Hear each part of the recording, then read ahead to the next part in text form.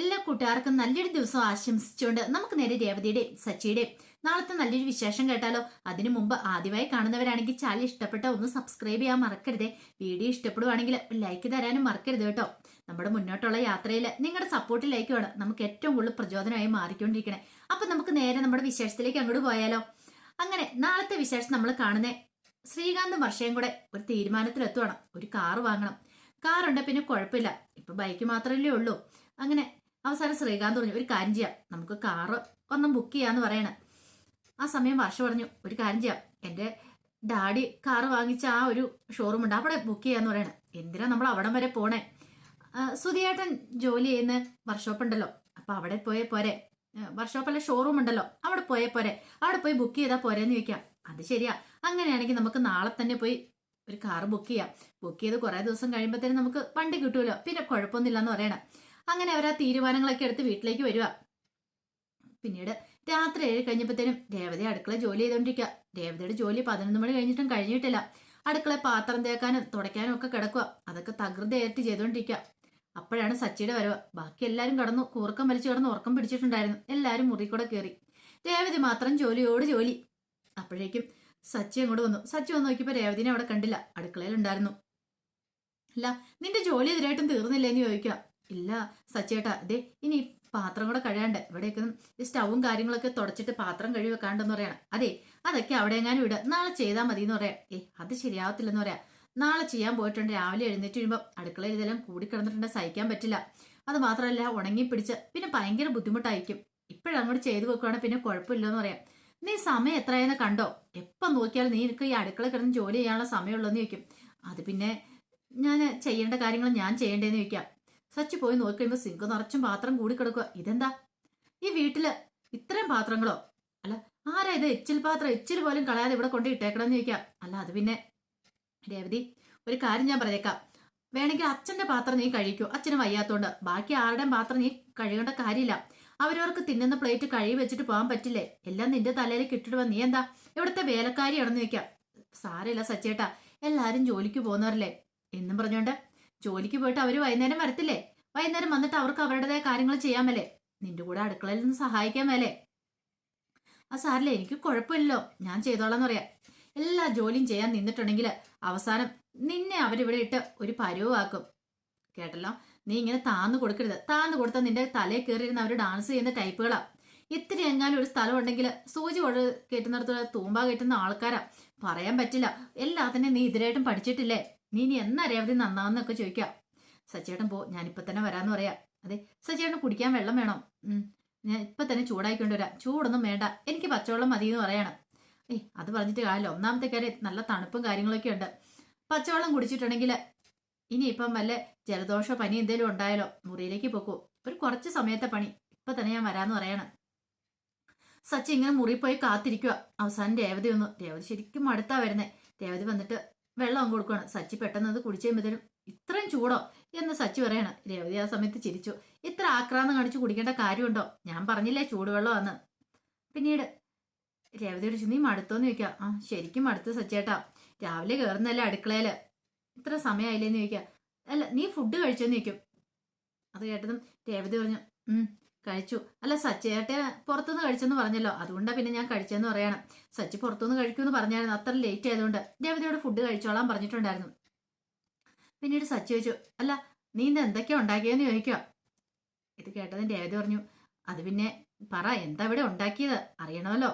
പെട്ടെന്ന് തന്നെ രേവതി പറഞ്ഞു, ശ്രുതിക്ക് വേണ്ടിയിട്ട് മീൻകറി ഉണ്ടാക്കി, വർഷയ്ക്ക് വേണ്ടിയിട്ട് ചിക്കൻ സൂപ്പ്, പിന്നെ ശ്രീകാന്തിനും ശ്രുതിക്കും വേണ്ടിയിട്ട് ചപ്പാത്തി ഉണ്ടാക്കി. അങ്ങനെ ഓരോരുത്തരുടെ ലിസ്റ്റ് അങ്ങോട്ട് പറയണം. എല്ലാം കേട്ട് ഞാൻ സച്ചി ഒരു നിമിഷം ഞെട്ടിപ്പോയി. ഇത്ര നീ തന്നെയാണോ ഉണ്ടാക്കിയെന്ന് ചോദിക്കും. അതെ. അപ്പൊ നീ നിനക്ക് വേണ്ടി എന്താ ചെയ്തതെന്ന് ചോദിക്കണം. എനിക്ക് വേണ്ടിയിട്ട് ഞാൻ ജോലി ചെയ്തെന്ന് പറയണം. സച്ചിക്ക് ഭയങ്കര വിഷമമായിപ്പോയി. സച്ചി പറഞ്ഞു, നീ അല്ലേ ഇതൊക്കെ ചെയ്യാനായിട്ട് ഇരിക്കുള്ളൂ, നിനക്ക് പറ്റില്ല എന്ന് പറഞ്ഞാൽ എന്താ കുഴപ്പമെന്ന് ചോദിക്കും. എനിക്ക് അങ്ങനെ പറയാൻ അറിയില്ല സച്ചേട്ടാ, എന്നെ കൊണ്ട് ചെയ്യാൻ പറ്റുന്നത്ര ജോലി ഞാൻ ചെയ്യുമെന്ന് പറയാം. കണ്ടില്ലേ, അവസാനം കൈ കഴിക്കുന്നു കാല് കഴിക്കുന്നു പറഞ്ഞുകൊണ്ട് എൻ്റെ അടുത്തേക്ക് വാ, ഞാൻ തിരുമ്പി തരാനായിട്ട് ഇരിക്കുന്നുണ്ടെന്ന് പറയണം. പിന്നെ രേവതി പറഞ്ഞു, എനിക്ക് നല്ല ക്ഷീണമുണ്ട്, ഞാൻ കിടക്കട്ടെ എന്ന് പറഞ്ഞുകൊണ്ട് രേവതി അങ്ങോട്ട് കിടക്കുവാണ്. സച്ചിക്ക് കിടന്നിട്ട് ഉറങ്ങാൻ പറ്റുന്നുണ്ടായിരുന്നില്ല. തിരിഞ്ഞു മറിഞ്ഞു ഇങ്ങോട്ട് സച്ചി ആലോചിക്കുക. തന്റെ ഭാര്യ ഇമ്മാതിരി അടുക്കള കിടന്ന് കഷ്ടപ്പെടുന്നു, ബാക്കി എല്ലാവരും അവനവന്റെ സ്വന്തം ഇഷ്ടപ്രകാരം ലാലാപടി നടക്കുന്നു. അവർക്ക് അടുക്കളയിലെ കാര്യങ്ങളൊന്നും അറിയണ്ട. കൃത്യസമയത്ത് കൈ കഴുകുക, വന്ന് കഴിക്കുക, പ്ലേറ്റ് പോലും എടുത്തോണ്ട് പോകത്തില്ല, അവിടെ ഇട്ടിട്ട് അങ്ങോട്ട് പോവുള്ളൂ. ഇങ്ങനെ പോയാൽ ശരിയാകത്തില്ല. ഇവളുടെ കാര്യം അവതാളത്തിലോ. ഇവളൊരു പരാതിയും പരിഭവങ്ങളും പറയുന്നില്ലാത്തതുകൊണ്ടാ. ഒരു പക്ഷെ ഇവളുടെ സ്ഥാനത്ത് വേറെ ഏത് പെണ്ണുങ്ങളാണെങ്കിലും ഇപ്പം പണ്ടേ വീട്ടിൽ പോയി നിന്നേനം. ഇവൾക്ക് ഇനി പോവാനായിട്ട് ഇടവില്ലെന്ന് തോന്നിയതുകൊണ്ടാണോ, അല്ലെങ്കിൽ വീട്ടിലെ കഷ്ടപ്പാടുകളൊക്കെ ഓർത്തിട്ടാണോ എന്നൊരു ചിന്ത സച്ചിയുടെ മനസ്സിലേക്കും വരുന്നുണ്ട്. സച്ചിക്കും ഭയങ്കര വിഷമമായി തീർന്നു. പിന്നീട് പിറ്റേ ദിവസം രാവിലെ പതിപോലെ എല്ലാവരും ജോലിക്ക് പോവാണ്.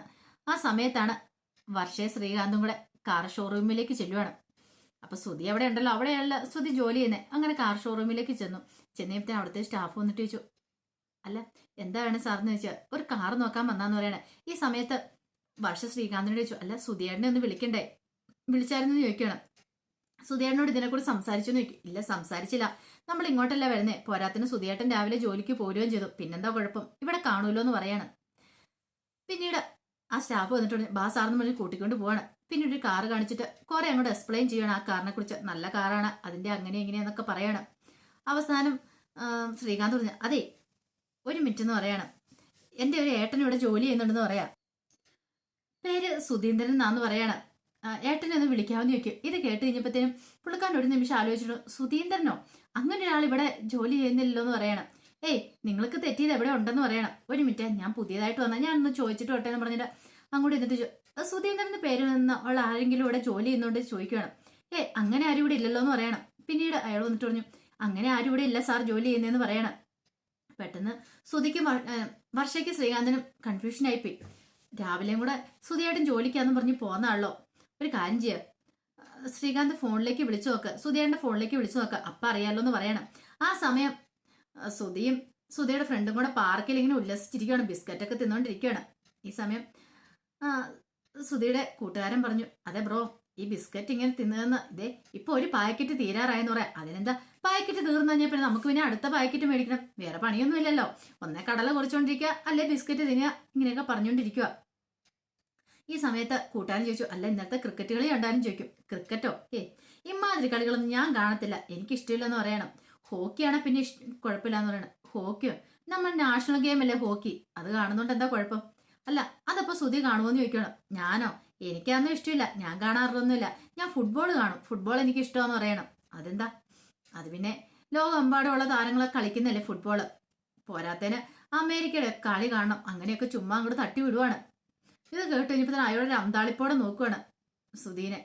ഈ സമയം ശ്രുതി പറഞ്ഞു, എന്ത് ചെയ്യാനെന്ന് പറ, ഇവിടെ കേരളത്തിൽ ജനിച്ചു പോയി, ജനിക്കുവാണെങ്കിൽ വല്ല അമേരിക്കയിൽ അവിടെ എവിടെയെങ്കിലൊക്കെ ജനിക്കണമെന്ന് പറയാം, ഇപ്പൊ തന്നെ കണ്ടില്ലേ. ഇത് കേട്ടതും കൂട്ടുകാരൻ പറഞ്ഞു, ഓഹോ അപ്പൊ അതാണ് കുഴപ്പം, ഇവിടെ ജനിച്ചാണ് ശ്രുതിയുടെ പ്രശ്നം അല്ലേന്ന് ചോദിക്കുക. അതെ, ഇവിടെ ജനിച്ചുകൊണ്ടാണ് ഞാൻ ഒന്നും അല്ലാതായി തീർന്നേ, അല്ലെങ്കിൽ എന്റെ കഴിവിനും ബുദ്ധിക്കും അനുസരിച്ച് ഞാൻ വല്ല അമേരിക്കയിലും ആയിരുന്നെങ്കിൽ ഇപ്പൊ ഞാൻ വലിയ ബിസിനസ്മാനായി തീർന്നേനം, എന്നെ കൊത്തിയെടുക്കാൻ കമ്പനികൾ ഇങ്ങനെ നെട്ടോട്ടം ഓടിയെന്ന് പറയാം. നന്നായി അവിടെയൊന്നും ജനിക്കാത്ത എന്ന് അയാൾ കളിയാക്കുവാണ്. ഇത് കേട്ടപ്പം ശ്രുതി പറഞ്ഞു, അങ്ങനെ കളിയാക്കൊന്നും വേണ്ട, എനിക്കൊരു ദിവസം വരും എന്ന് പറയണം. ആഹാ നോക്കിയിരുന്നോ ഇപ്പൊ വരുമെന്ന് പറയണം. ഇത് കേട്ട ശ്രുതി പറഞ്ഞു, അതെ അമേരിക്കയിലെ സാമ്പത്തിക വ്യവസ്ഥയൊക്കെ ഒന്ന് കണ്ടുപിടിക്കണം, ഇന്ത്യയിലെ പോലെ ആണോന്ന്. ഇപ്പൊ ഇച്ചിരി തകർച്ചയുണ്ട്, അത് കുഴപ്പമില്ല, അതൊക്കെ കരകയറി വരും. അന്ന് ഒരു കാര്യം ചെയ്യാം, നിങ്ങൾ ചെന്നിട്ട് അങ്ങോട്ട് ചെന്നിട്ട് ഭരിക്കുക, അവരെ അവിടുത്തെ പ്രസിഡന്റിനെ താഴെ ഇറക്കിയിട്ട് അങ്ങോട്ട് ചെന്ന് ഭരിക്കാൻ പറയണം.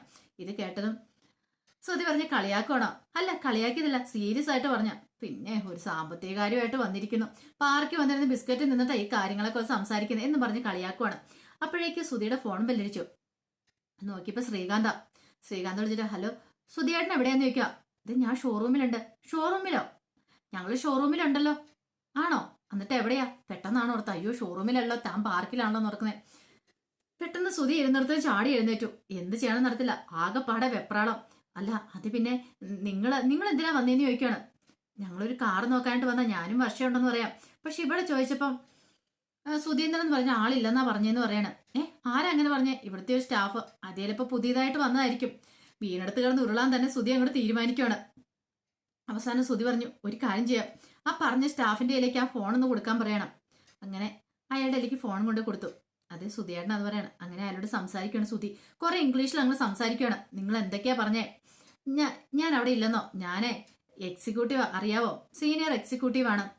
നിങ്ങൾ ഞാനവിടെ ഇല്ലെന്ന് പറഞ്ഞില്ലേ, അങ്ങനെയല്ലേ ഇങ്ങനെയല്ലെന്നൊക്കെ ചോദിക്കണം. പെട്ടെന്ന് അയാൾ പേടിച്ചുപോയി. സാർ ഞാൻ പുതിയതായിട്ട് വന്നാൽ എനിക്ക് അറിയില്ലായിരുന്നു. ഹെഡ് ഓഫീസിൽ നിന്നൊക്കെ ഉള്ള ആളാണെന്നുള്ള അറിഞ്ഞു കഴിഞ്ഞപ്പോഴത്തേനും അയാൾക്കും പേടിപ്പോയി തന്റെ ജോലി തെറിക്കുമെന്നൊക്കെ. സാർ പോരാത്തിന് ഭയങ്കര ഇംഗ്ലീഷിലാണ് സംസാരിക്കുന്നത്. സാർ സോറി സാർ, ഇല്ല ഇനി അങ്ങനെ ഉണ്ടാകത്തില്ല, കാർ നോക്കാൻ വന്നവരെ അങ്ങനെയാണോ മാനേജ് ചെയ്യുന്നതൊക്കെ പറഞ്ഞ് ചീത്ത പറയാണ്. അവസാനം അയാൾ പേടിച്ചു പോയി. ഫോണ് ഇത് ശ്രീകാന്തിന്റെ കൊടുത്തിട്ട് അയാൾ പെട്ടെന്ന് ജ്യൂസൊക്കെ കൊണ്ടുവന്ന് അങ്ങനെ കൊടുക്കുകയാണ്, ഇത് കുടിക്കാനൊക്കെ പറഞ്ഞുകൊണ്ട്. ഈ സമയം ശ്രീകാന്ത് പറഞ്ഞു, അതെ എന്നാലും സുധിയേട്ടന് വലിയ ആളല്ലേ ഇവിടുത്തെ, അവര് ജ്യൂസൊക്കെ കുടിക്കാൻ കൊണ്ട് തന്നു പറയണേ. ഇത് കേട്ട് കഴിഞ്ഞപ്പത്തിന് ശ്രീകാന്തിന് ഈ സംസാരം കേട്ടപ്പോ സുധി ഒന്ന് ഞെട്ടിപ്പോയി. ദൈവമേ, ജ്യൂസോ, എങ്ങാനും തന്റെ കള്ളത്തരം പൊളിഞ്ഞാല് കേസായിരിക്കും വരാനായിട്ട് പോകുന്നേ, ചിന്തിക്കാൻ പോലും പറ്റുന്നില്ല. പെട്ടെന്ന് തന്നെ സുധി പറഞ്ഞു, ഒരു കാര്യം ചെയ്യാം, ഇപ്പൊ കാറ് നോക്കണ്ടെന്ന് പറയാം. അതെന്താ? 2 ആഴ്ച കഴിയുമ്പോഴത്തേനും പുതിയൊരു കാറ് വരുന്നുണ്ട്, അത് കേരളത്തിൽ ആർക്കും അങ്ങനെ ഇല്ല, അപ്പൊ നല്ല വില കുറച്ച് കിട്ടുകയും ചെയ്യും, ഞാനതൊക്കെ സെറ്റ് ചെയ്ത് തരാം, ഒരു 2 ആഴ്ചയും കൂടെ വെയിറ്റ് ചെയ്താൽ. ഇപ്പൊ കാർ എന്തായാലും നോക്കണ്ടെന്ന് പറയണം. എങ്ങനെയാ അവരെ അവിടെ നിന്ന് പറഞ്ഞു വിടുക മാത്രമായിരുന്നു സുധിയുടെ ലക്ഷ്യം. അവസാനം ശ്രീകാന്ത് അത് ശരിയെന്ന് പറഞ്ഞിട്ട് ഫോൺ വെക്കുവാണ്. അങ്ങനെ അവർ രണ്ടുപേരും കൂടെ തിരിച്ചു പോകണം. അപ്പോഴാണ് ശരിക്കും പറഞ്ഞിട്ടുണ്ടെങ്കിൽ സുധിക്ക് ശ്വാസം വീണേ. അപ്പൊ അതിന്റെ വിശേഷങ്ങളെ കാണുന്നേ. ആ വിശേഷങ്ങളൊക്കെ നമുക്ക് എല്ലാവർക്കും കാത്തിരിക്കാം കേട്ടോ. ഒരിക്കൽ കൂടി എല്ലാവർക്കും നല്ലൊരു ദിവസം ആശംസിച്ചുകൊണ്ട് നിർത്തുന്നു.